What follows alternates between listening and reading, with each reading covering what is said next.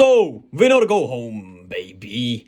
This is what it's all about. Minnesota against Oklahoma City, and Karl Anthony Towns was cooking early on as they had nobody, and I mean absolutely nobody to stop him. The size difference was huge, man. Pause. Yeah, that's funny, haha.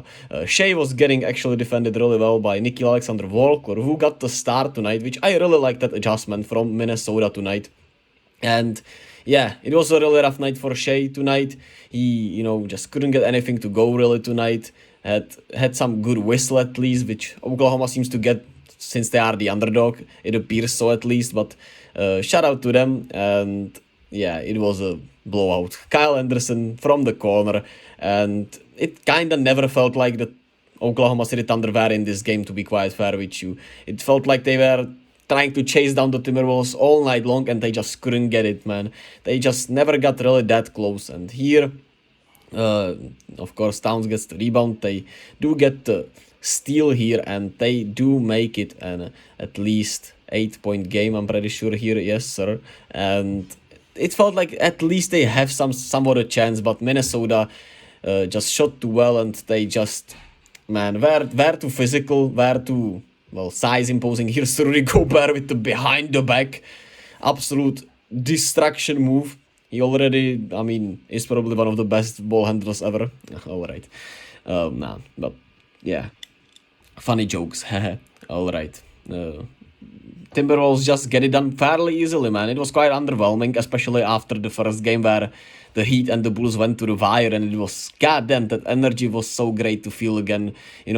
The elimination factor and how both teams started to play really their hearts off, man. It was awesome, but this game was unfortunately a mismatch as the Timberwolves just had too much of a size, much better defense, and the adjustment to put Nickeil Alexander-Walker in the starting lineup and on Shai Gilgeous-Alexander worked wonders tonight. Shout out to Finch for that, even though I still don't understand some of his overall philosophies coaching-wise and some of his challenges especially, but a huge adjustment. They made it work tonight, and shout out to everyone in the starting lineup. Everyone played fairly well, and even the bench, of course, chimed in fairly enough. They didn't need that much from them. It was mostly the starting lineup. They shot really well, 40% from the 3-point line.